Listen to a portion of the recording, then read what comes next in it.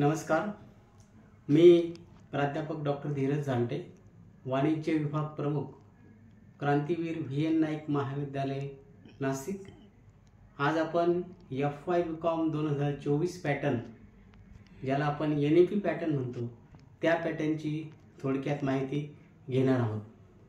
आपल्या सर्वांना ठाऊक आहे की सावित्रीबाई फुले पुणे विद्यापीठाने शैक्षणिक वर्ष 2024-25 पासून FY BComच्या अभ्यासक्रमामध्ये बदल केलेला आहे। हा जो अभ्यासक्रम आहे तो NEPच्या धर्तीवर FY BCom 2024 पॅटर्न म्हणून या ठिकाणी सुरू झालेला आहे। जून 2024 पासून या अभ्यासक्रमाची सुरुवात सावित्रीबाई फुले पुणे विद्यापीठाच्या कार्यक्षेत्रातील विविध महाविद्यालयांमध्ये सुरू झालेली आहे। आता या पॅटर्न विषयी थोडक्यात माहिती व्हावी, त्याचप्रमाणे विद्यार्थ्यांना कुठल्या विषयाला किती क्रेडिट आहेत, त्याचप्रमाणे याच्या एक्झाम कशा होणार आहे, त्याचप्रमाणे या पॅटर्नची रचना कशी आहे याची थोडक्यात माहिती व्हावी, यासाठी हा छोटासा प्रयत्न या व्हिडिओच्या माध्यमातून मी केलेला आहे। सर्वप्रथम माझं सर्व विद्यार्थी व प्राध्यापक मित्रांना आव्हान असेल की कृपया आपण हा व्हिडिओ बघा आणि आपल्या प्रतिक्रिया असतील जरूर मला कळवावा। सावित्रीबाई फुले पुणे विद्यापीठाने 2024 पासून FY BComच्या अभ्यासक्रमात जो काही बदल केलेला आहे, मगाशी मी सांगितलं त्याप्रमाणे या पॅटर्नला 2024 पॅटर्न असं नाव देण्यात आलेलं आहे। या पॅटर्नमध्ये ज्यावेळेस विद्यार्थ्यांनी FY BComला अभ्यासक्रमामध्ये प्रवेश घेतला, त्या प्रवेश घेताना आपल्याला लक्षात असेल की आपण 4 क्रेडिटचे 3 विषय घेतलेले होते, त्याचप्रमाणे 2 क्रेडिटचे 5 विषय घेतलेले असेल।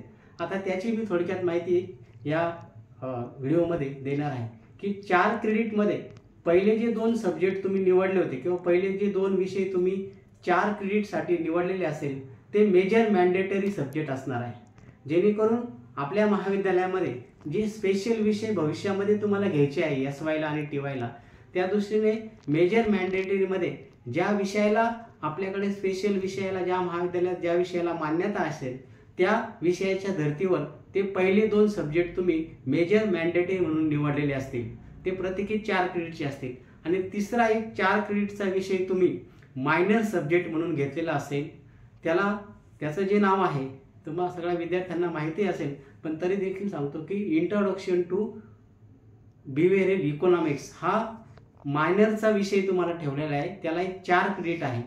त्यानंतर उर्वरित 5 विषय जे आहेत त्या विषयाची विभागणी सर्वसाधारणपणे AEC, ज्याला आपण ॲबिलिटी इन्हॅन्समेंट कोर्स म्हणतो, जो की तुमच्याकडे इंग्लिश नावाचा विषय असेल त्याला 2 क्रेडिट आहे। त्याचप्रमाणे VSEC, ज्याला आपण व्होकेशनल स्किल एनहॅन्समेंट कोर्स असं म्हणतो, तो बिझनेस अकाउंटिंग नावाचा विषय तो देखील 2 क्रेडिटचा आहे।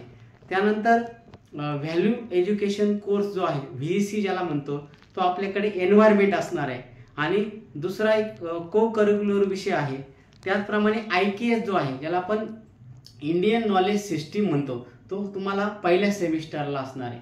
म्हणजे एकूण FY BComच्या वर्गामध्ये तुम्हाला 2 सेमिस्टर असणार आहे। 11वी-12वी पर्यंत आपल्याला कुठलेही सेमिस्टर नव्हते, परंतु आता या FY BComच्या वर्गामध्ये 2024च्या पॅटर्नमध्ये NEPच्या धर्तीवरती 2 सेमिस्टर तुम्हाला असणार आहे। म्हणजे पहिलं सेमिस्टर जे आता आपलं चालू आहे ते तुम्हाला 22 क्रेडिटचं आहे, आणि दुसरं सेमिस्टर एंडच्या एक्झाम नंतर परत ते सुरू होईल, ते दुसरं सेमिस्टर सुद्धा 22 क्रेडिटचं असणार आहे। म्हणजे वर्षभरामध्ये एकूण तुम्हाला 2 सेमिस्टरमधून 44 क्रेडिट पूर्ण करावे लागणार आहे। मग आता या 44 क्रेडिटचं जे विभागणी जी आहे ती वेगवेगळ्या विषयामध्ये केलेली आहे। जसं की मी मगाशी सांगितलं की एका सेमिस्टरला 22 क्रेडिट जे आहे त्याच्यामध्ये 3 विषय तुमचे असणार आहे 4 क्रेडिटचे असणार आहे, आणि 5 विषय जे आहे तुमचे 2 क्रेडिटचे असणार आहे। मग आता या 4 क्रेडिटचा जो काही विषय आहे, म्हणजे तुमचे जे 4 क्रेडिटचे 3 विषय आहेत त्याच्यासाठी सुद्धा मार्काची विभागणी कशी असणार आहे की प्रत्येक 4 क्रेडिटसाठी 100 गुण आहे। म्हणजे 100 मार्काचे तुम्हाला 3 विषय असणार की जे 4 क्रेडिटचे आहे।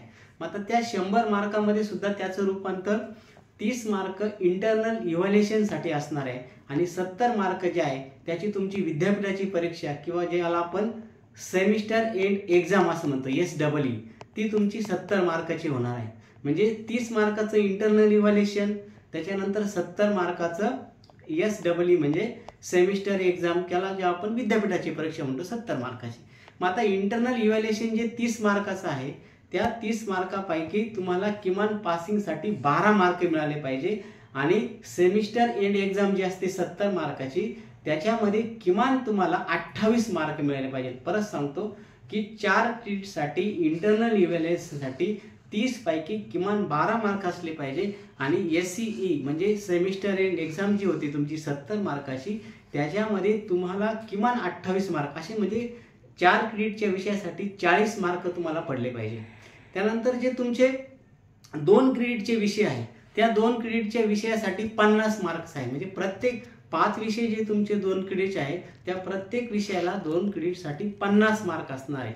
त्या 50 मार्काचं सुद्धा विभागणी 15 मार्क तुमचे इंटरनल इव्हॅल्युएशनसाठी आहे आणि 35 मार्क जे आहे ते तुमचे सेमिस्टर एंड एक्झामसाठी असणार आहे. म्हणजे 35 मार्काची तुमची एक्सटर्नल एक्झाम होणार विद्यापीठाची, ज्याला आपण म्हणतो, आणि 15 मार्काची इंटरनल आहे.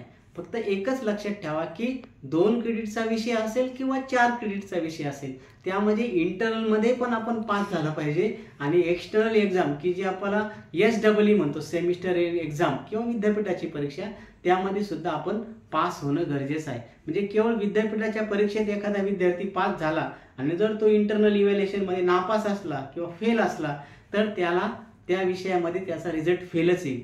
त्यामुळे इंटरनल सुद्धा फार महत्त्वाचं आहे.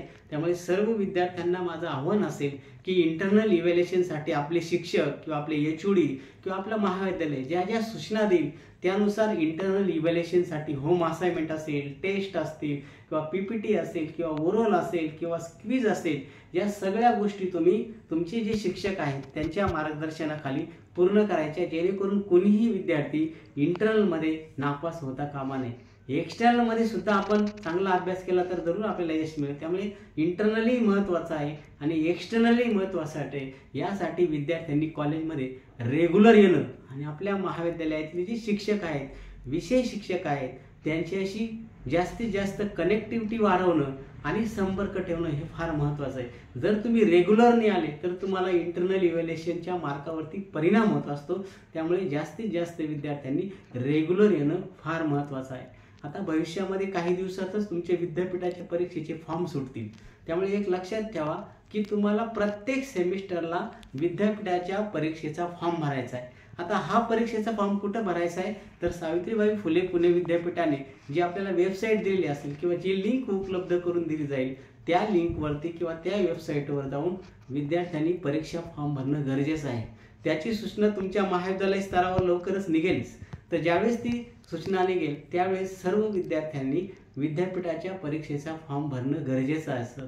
जर एखाद्या विद्यार्थ्याने विद्यापीठाच्या परीक्षेचा फॉर्म भरला नाही तर त्याला विद्यापीठाच्या परीक्षेला बसता येणार नाही.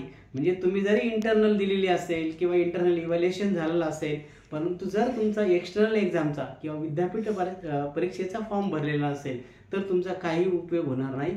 त्यामुळे तुम्ही विद्यापीठाचा परीक्षेचा फॉर्म आपल्याला प्रत्येक सेमिस्टरला भरायचा आहे, एवढं आपण सगळ्यांनी लक्षात घेणं गरजेचं आहे. आणि इंटरनल इव्हॅल्युएशनचा जो काय पार्ट आहे मगाशी मी सांगितला, त्यामध्ये कोणीही विद्यार्थी फेल होणार नाही याची काळजी विद्यार्थ्यांनी घ्यायची. तुमचं होम असाइनमेंट असेल, क्यूज असेल, इंटरनल एक्झाम असेल, इंटरनल रिटर्न टेस्ट असेल किंवा इतर काही तुमच्या शिक्षकांनी PPT दिली असेल, प्रेझेंटेशन ठेवले असेल, त्याला जास्तीत जास्त विद्यार्थ्यांनी हजर राहणं गरजेचं आहे. त्याचप्रमाणे ह्या NEP पॅटर्नमध्ये विद्यार्थ्यांमध्ये विविध कौशल्य येणं गरजेचं आहे आणि ते कौशल्य येण्यासाठी विद्यार्थ्यांनी रेग्युलर हजर राहणं गरजेचं आहे.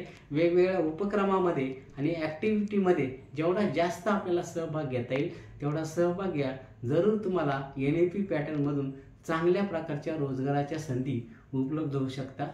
धन्यवाद.